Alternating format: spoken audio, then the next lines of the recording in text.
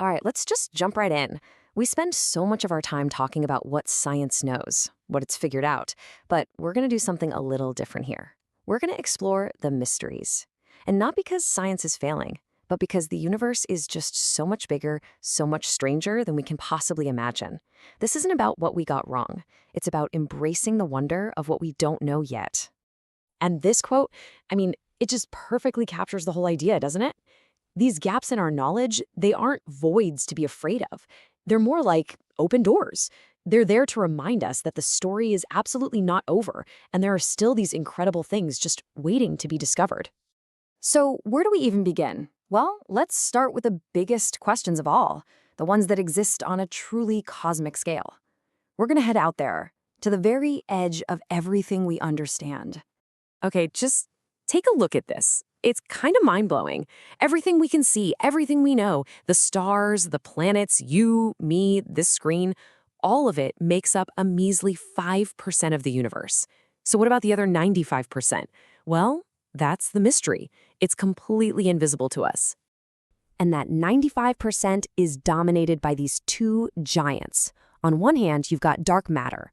Think of it as this invisible scaffolding, this cosmic glue that's holding entire galaxies together. Without it, they'd just fly apart.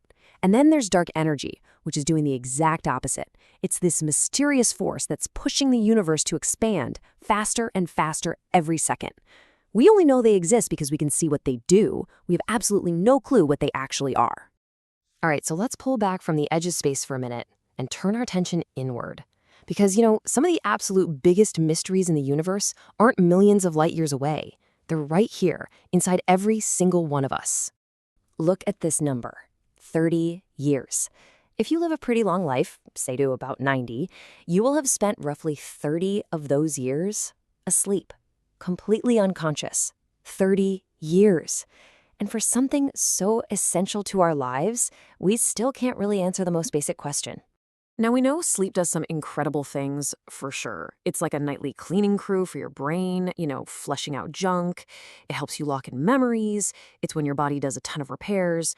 But here's the thing.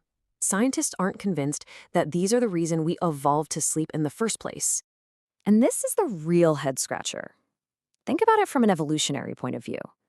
Why on earth would almost every animal on the planet develop a need to become totally helpless and vulnerable for hours every single day? It makes no sense. It's a huge risk, and we still don't have the final answer. And now, maybe the deepest mystery of them all. Just stop for a second. You're here. You're aware.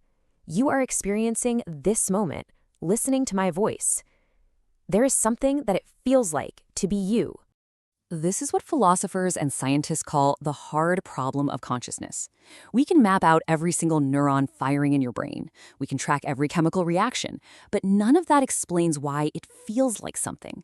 How does a lump of wet, electrical meat create the experience of seeing the color red, or feeling happy, or just being? And that connection between our physical brain and our inner world leads us to another really strange but fascinating mystery. It's all about the unbelievable power of the mind to affect the body. I'm talking about the placebo effect, and the evidence for this is it's undeniable. You can give someone a totally inert sugar pill, tell them it's a powerful new drug, and they can experience real, measurable physical changes.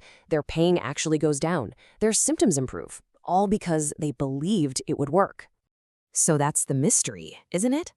How can something as intangible as a thought or an expectation or a belief actually create a chemical change in your body? How does an idea become biology? We know that it happens, but we still can't fully explain the how. So you see, from the very fabric of the universe, all the way down to the wiring of our own minds, we are just surrounded by things we don't know. And the point of all this isn't to feel frustrated, it's to maybe look at it from a completely different angle. That just says it perfectly. The mystery isn't an empty void. It's the whole reason the stars are so beautiful. The darkness is what makes the light shine so brightly. Accepting what we don't know isn't a failure. It's breathing room. It's an invitation to just stand back and be amazed. And that brings it all right back home to you. Here's the kicker. Your brain, the most complex object we know of, the very thing you're using to try and understand all of this, doesn't even understand itself. You, right now, are a walking, talking, unsolved problem. And that leaves us with maybe the most profound question there is. We can explain all the physics and chemistry we want, but even if we knew everything, this question would still be there. Why doesn't it all just happen in the dark? Why does a universe of particles and forces produce an inner experience? Why does being alive feel like anything at all? And that, maybe, is the most beautiful mystery of them all.